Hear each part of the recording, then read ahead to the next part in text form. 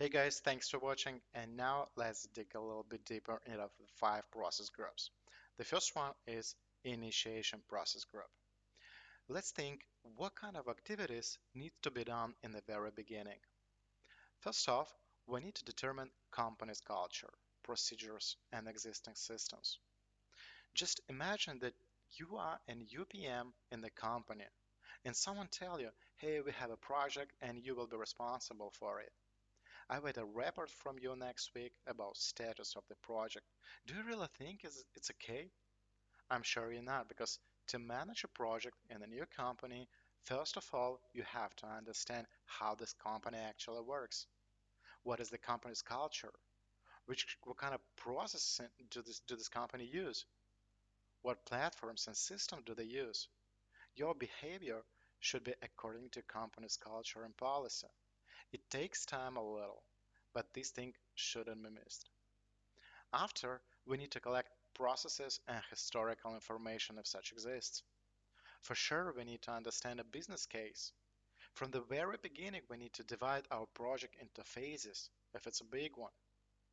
We need to know who will be our stakeholders, what are their assumptions, requirements, and expectations. We need to define objectives and goals for the project, make a risk assessment to understand how risky this project is. The output of this process group will be project charter, which contains all preliminary information about the project. For example, I have a project X.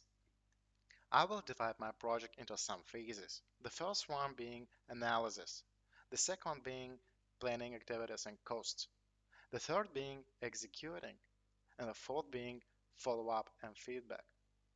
Feasibility study. I have to collect all necessary information about past projects, past activities, their estimations, risks, constraints, basically all past information. I have to understand what the scope is and the purpose behind the project, why it needs to be launched. I have to know how I will understand if I have reached the project's goal or not. What kind of acceptance criteria will we have for the project X? I also need to assess who will participate in this project X. I have to evaluate what kind of risk could be potentially faced and prepare an appropriate response strategy for these risks.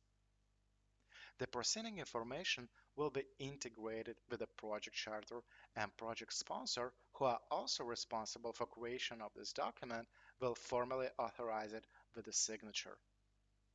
Overall, these are the activities which should be performed in the initiation process group. And now let's learn in detail what needs to be done in this process group. Working with stakeholders is a very important activity. So what we're gonna do with them? First, we need to know what kind of roles do we have in the project.